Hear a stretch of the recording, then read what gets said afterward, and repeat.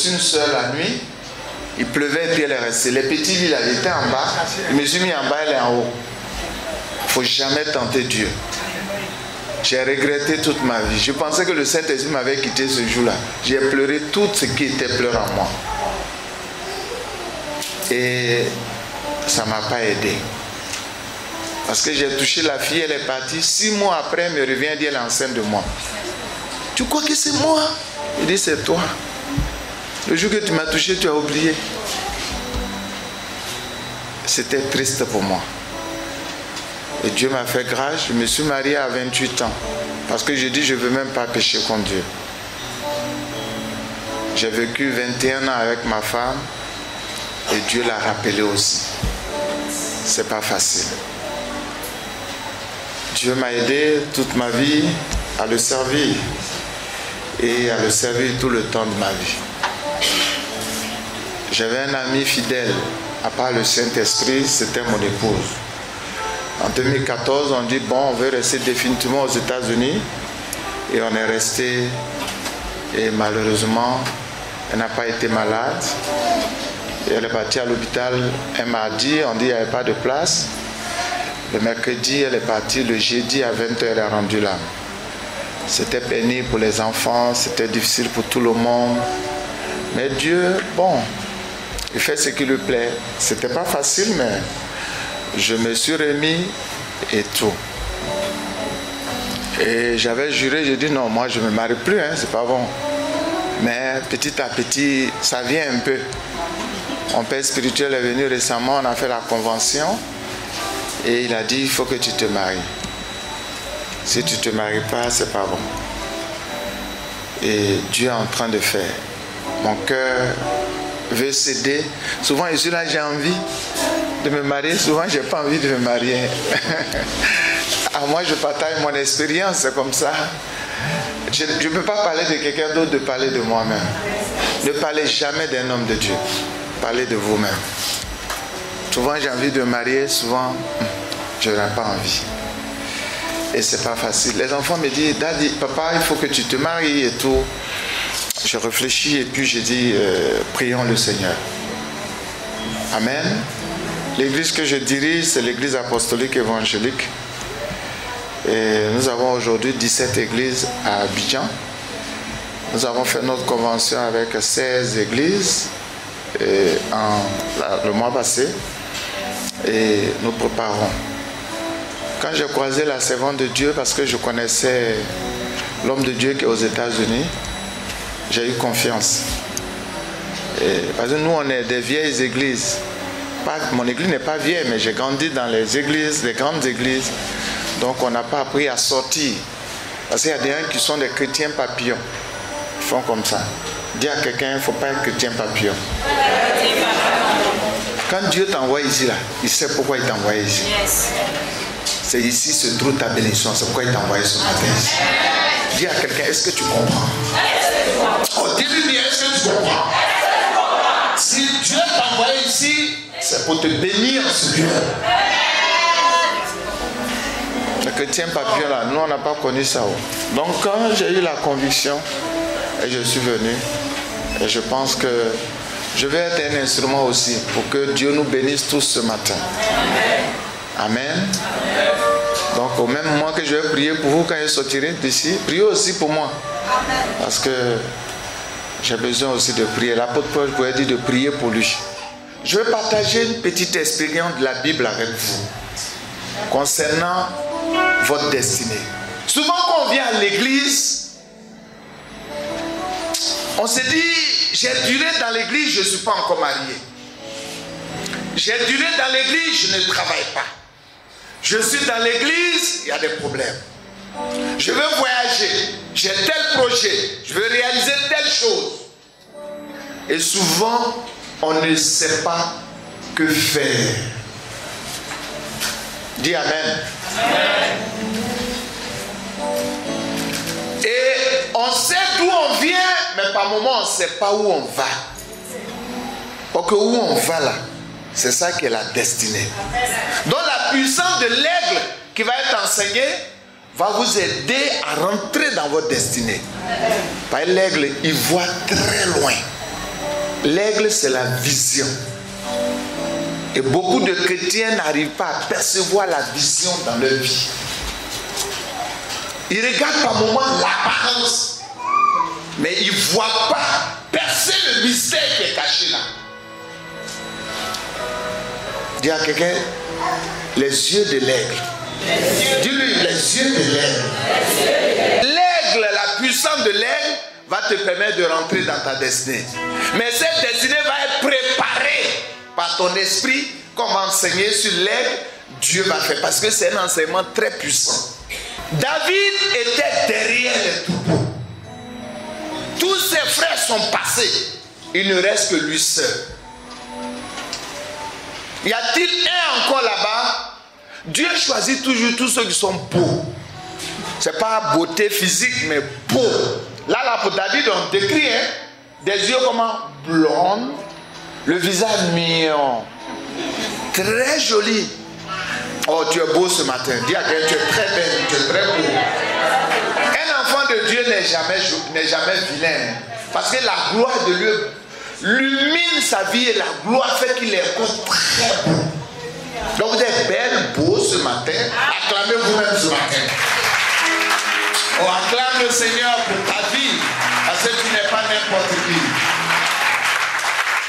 Et en réalité, le choix de Dieu pour la destinée de quelqu'un, personne ne peut le connaître. Isaïe qui a mis son enfant au monde ne savait pas que David était destiné à la royauté. David était destiné à l'élévation.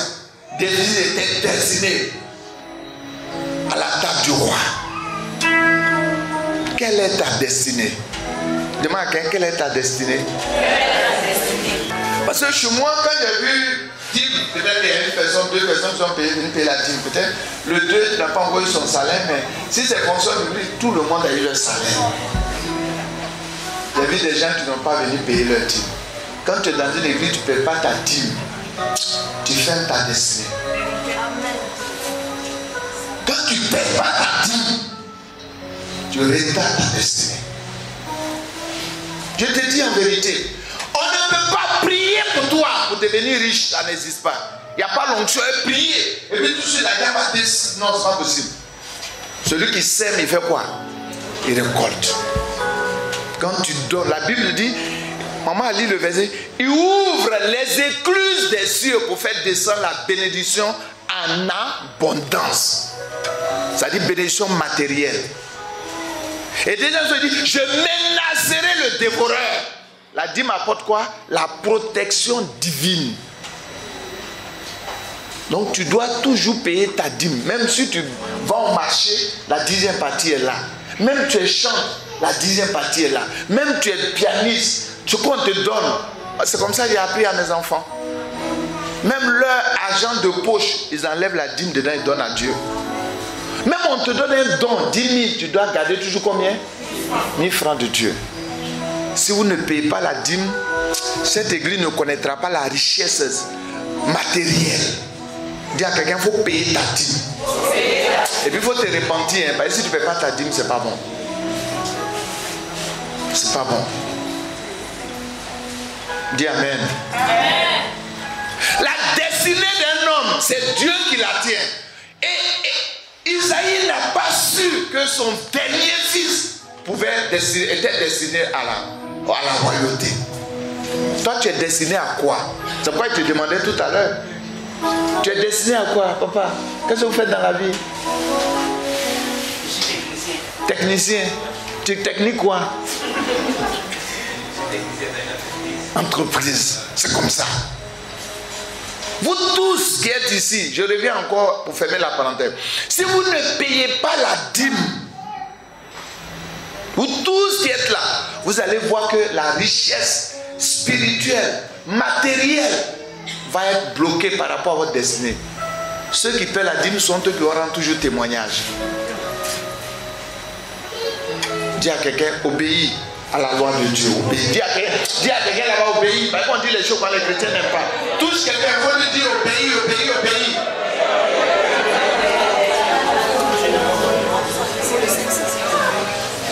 Donc la destinée de l'homme dépend de Dieu. Le petit David était destiné au palais. Vous voyez ça? Il est venu loin. La grâce est venue sur lui. Il y a des éléments. Le premier point, je viens de parler de la destinée. Comment l'homme regarde à l'apparence, Dieu regarde au cœur. Il a vu le cœur de David. Il a vu le cœur d'Eliab, ce n'était pas lui. Le cœur de David, c'était David. C'est pourquoi dans cette église, pour que vous avanciez, arrêtez de juger les autres par leur apparence. Ne regardez pas l'habillement des autres. Ne commence pas à parler des autres. Il est comme ça, il est comme ça. Ce que tu dis là, c'est l'apparence. Est-ce que tu connais son cœur? Donc ne parle pas des autres, mais parle de toi-même. La Bible dit qu'avant d'indexer, il faut enlever la paille qui est dans ton quoi? Dans ton œil. Ne t'occupe pas des autres. Ça refroidit l'amour quand tu es en train de critiquer les autres. Mais quand vous aimez, dans vos indifférences, chacun est né de sa manière, chacun a son caractère. Vous vous acceptez comme ça dans l'amour de Dieu, l'église va avancer et la bénédiction de Dieu va être sur l'église. Donc ne vous trompez pas pour regarder l'apparence. Lui que tu regardes son apparence, tu le juges là. Dieu va dire, ah c'est pas comme ça il est haut. Et puis toi tu t'aurais trompé. Amen, hein? Voyons 1 Samuel chapitre 17. 1 Samuel chapitre, on a lu le 16, maintenant on lit le 17. Eliab, son frère aîné, qui l'avait entendu parler à ses hommes, fut enflammé de colère contre David. Et il dit, pourquoi es-tu descendu et à qui as-tu laissé ce peu de brebis dans le désert? Je connais ton orgueil et la malice de ton cœur. C'est pour voir la bataille que tu es descendu. Amen. Regardez encore un autre aspect. Il regarde la personne et puis il dit quoi? C'est à cause de son orgueil. C'est toujours une apparence. Mais regardez ce qui va se passer. Est-ce que David a écouté les conseils de son frère? Lis le 29, tu vas voir la suite. Il dit, hey, grand frère, j'ai fait quoi même? Oui, il dit quoi? David répondit, oui. Qu'ai-je donc fait? Qu'est-ce que j'ai fait, grand frère? Ne puis-je pas parler ainsi? Je ne peux pas parler comme ça. Vous voyez, Goliath qui insulte notre famille, il insulte notre peuple et tout ça.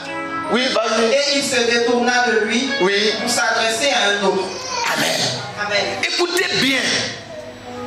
Si David, un seul instant, avait obéi à Eliab, il allait rater sa destinée. Avec ton grand frère, retourne, va tous t'occuper des troupeaux. Il quittait là, il retournait où le troupeau se trouvait. David allait rater sa destinée. Les premiers obstacles de ta destinée, c'est ta famille. Première destinée de ta famille, de ta destinée, c'est qui? C'est ta famille. C'était Eliab, même père, même mère. Mais s'il avait obéi à Eliab qui retournait, est-ce qu'il allait avoir cette victoire qui allait le propulser au palais? Non. Non. Non. Non. Souvent, vous n'arrivez pas à faire le discernement. Vous n'écoutez pas votre cœur, vous écoutez vos émotions. Et l'émotion peut nous égarer, mais le cœur de Dieu peut nous orienter. David a écouté son cœur, il n'a pas écouté les paroles de son frère.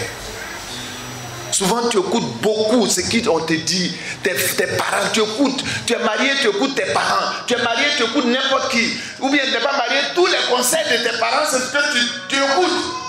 Cela peut t'égarer, peut égarer ta destinée. Je n'ai pas dit qu'on n'écoute pas les parents. Et on doit obéir. Mais dans ce cas d'espèce, il faut faire attention.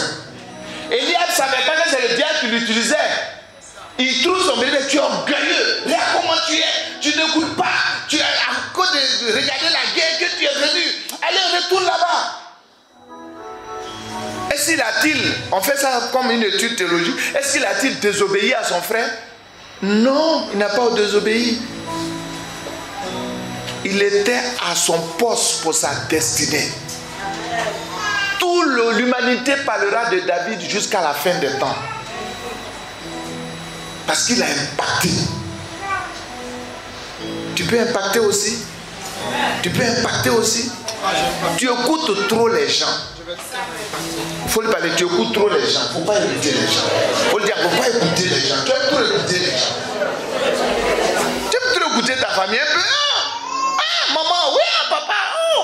Lui que tu te confies, qui est ton frère, ton cousin, ton oncle, ta tante, est-ce qu'il t'aime vraiment que ce que tu penses? La Bible dit, on aura comme ennemis les gens de quoi? De notre propre maison. Si tu as un parent qui est converti, gloire à Dieu. Mais parce qu'il est ton frère, il n'est pas converti, c'est lui qui va guider ta vie. David n'a pas accepté ça. David n'a pas accepté. Je ne dis pas allez désobéir vos parents, non. Il dit honore ton père et ta mère jusqu'à ce que, voici parole à une promesse. Ce n'est pas de ça que je parle. Mais ce n'est pas tes parents qui vont conduire ta destinée. Ça va poser problème.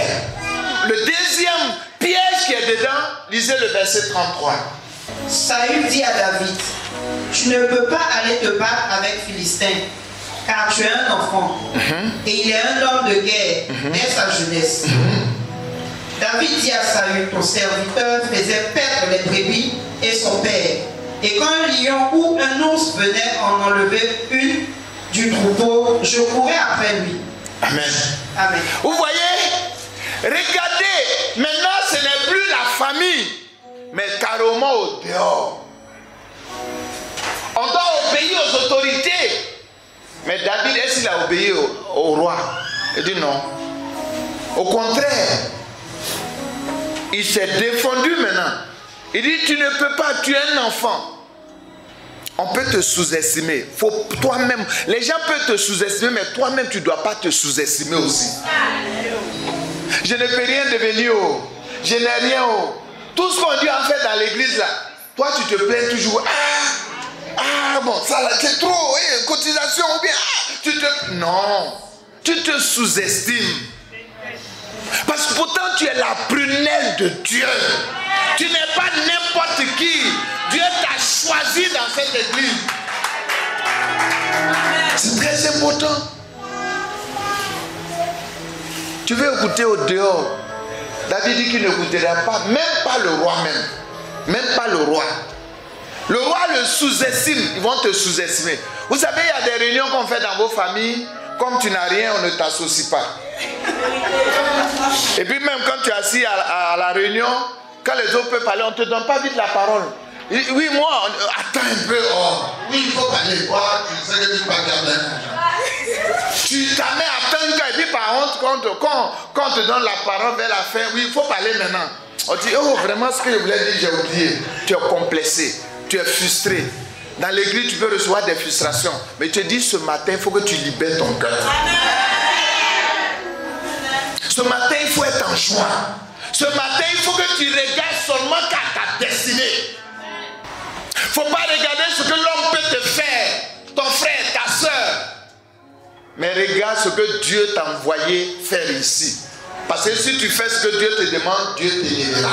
Il va t'élever, il va t'élever, il va t'élever, il va te faire asseoir à la table des rois.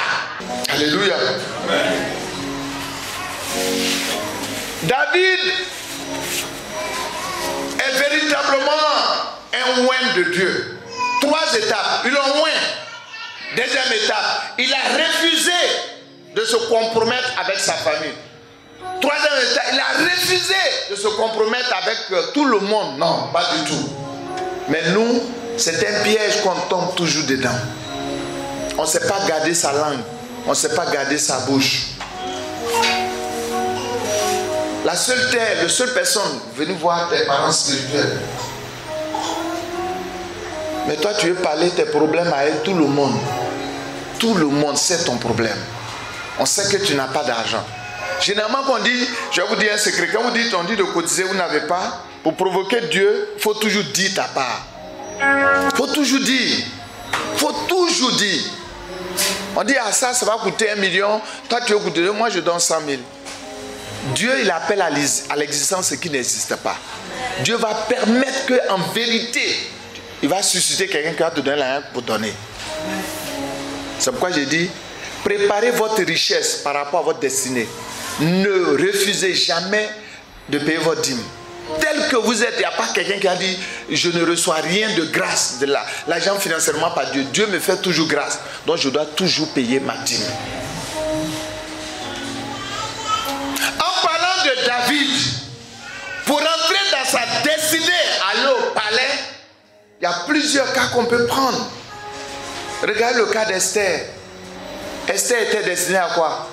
Son frère, son oncle Mardochée, elle a écouté ce que Mardochée lui avait dit. La reine de Vasti, elle est quittée. Esther a été positionnée. Quand c'est ta destinée pour aller au palais, Dieu peut créer toujours des situations. À cause de toi, on peut enlever des gens pour te positionner. À cause de toi, on peut dégager la voie. Dieu a dégagé la voie. Quand vous lisez, même dans le contexte de cette histoire, les Juifs ne peuvent pas se marier aux Babyloniens, à ce peuple-là. Mais pourquoi Esther est devenue reine là-bas? Vous voyez?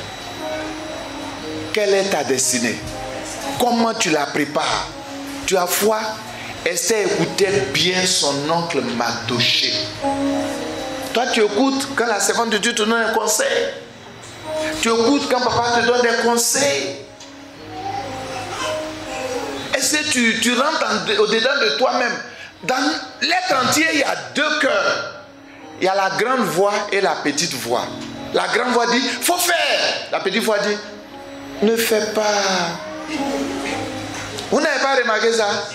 Il y a une voix qui te dit, faut faire, faut faire. Et bien une voix qui te dit, ne fais pas. Celle qui te dit, ne fais pas là, celle qui est de Dieu. Tu entends ça à peine. Si tu écoutes cette voix, tu vas éviter beaucoup de choses dans ta vie. Regarde Joseph, pour qu'il arrive au palais, qu'est-ce qu'il a sauvé? Une grâce. Qu'est-ce qu'il a sauvé? Une grâce. C'est le don qui est en lui. Dieu a mis un don qui peut être. Tu peux passer par ce don-là pour aller dans ta destinée. Dieu a mis quelque chose en toi. Cette chose-là, il faut valoriser ça. Il ne faut pas te minimiser. Il ne faut pas te faire comme quelqu'un qui est inférieur. Compte sur toi-même. Dieu va agir en fonction de ta foi. Bon, tu ne te fais pas confiance. Qui va venir te faire confiance? Toi-même, tu ne te fais pas confiance. Tu penses que Dieu t'a abandonné. Dieu n'abandonne jamais quelqu'un. Ce qu'il a décidé pour ta vie, si tu suis sa voie, c'est ce qui va s'accomplir. Il faut que tu suis la voie de Dieu. On va te mettre dans le trou. On va faire tout pour toi. Mais ce qui est en toi va se manifester forcément. Regardez, chacun a son étoile. Quand Jésus est né, il y a une étoile qui est apparue. Quand tu marches dans la voie de Dieu, l'étoile scintille. Quand tu quittes la voie de Dieu, l'étoile s'obscurcit. Est-ce que je parle à quelqu'un? Est-ce que je parle à quelqu'un? Quand tu es vraiment, tu suis la voie de Dieu, l'étoile brille jusqu'à sa destinée. Frère, regarde à ta destinée. Regarde ce que Dieu veut faire avec toi. Tu n'es pas n'importe qui. Il ne faut pas te sous-estimer. Il ne faut pas penser que tu n'y arriveras pas. Il ne faut pas penser que ce n'est pas possible. Il ne faut pas penser que ça ne peut pas arriver. Dieu permettra que ça arrive. Seulement, il faut croire en lui. Étant ici, sache que c'est Dieu qui t'a destiné là. Sinon, David ne pouvait pas. David ne pouvait pas. Regarde son âge. Et puis quand il est devenu roi, la ouin, à quel moment il a pris le trône? On l'a préparé. En venant à l'église, Dieu nous prépare pour des grandes choses. Il faut écouter les enseignements qu'on te donne. Il faut payer ton offrande. Il faut payer ta dîme. Il faut te donner. Les anglophones, les francophones sont en retard. Les anglophones sont toujours bénis parce qu'ils ont compris le sens de donner. Quand tu donnes, tu fais quoi? Tu reçois. Parce que généralement, quand votre pasteur parle, il faut donner, il faut donner. Les gens disent, oh, bon, notre pasteur, il aime l'argent. Ok, c'est faux. c'est dans ton intérêt pour que tu sois béni qu'on parle. C'est dans ton intérêt. Une église qui veut connaître la richesse matérielle et spirituelle, cela passe par le sens de donner. Parce que tous ceux qui donnent, ils reçoivent, ils sont bénis, bénis. L'église est bénie. Mais quand tu ne donnes pas, la richesse ne peut pas venir. Un temps, quand je voyage, je reviens, j'envoie tout. L'église ne manque pas de matériel. L'église n'achetait jamais de matériel sono. Quand je vais dans mes voyages, toujours, j'envoie du matériel de sono.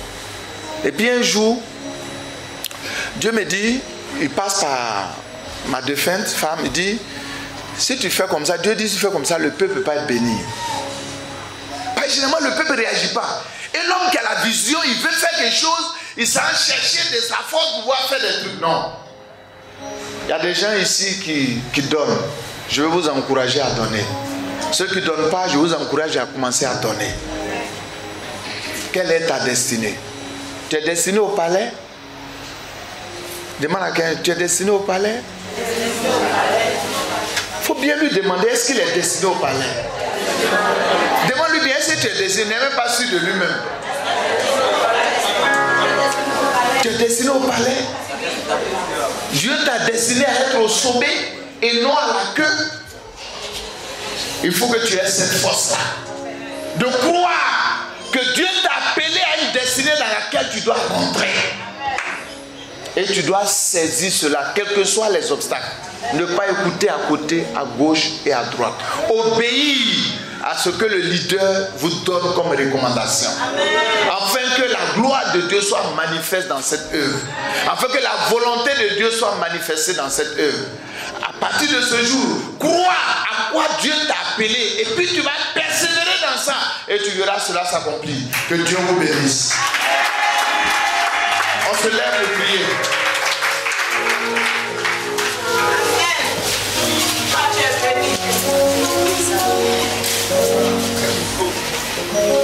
Il y a un Dieu qui bénit. C'est le Dieu d'Abraham, d'Isaac et de Jacob. Vous ne pouvez pas connaître ce chant parce que ce sont mes propres compositions. Il y a un Dieu qui bénit.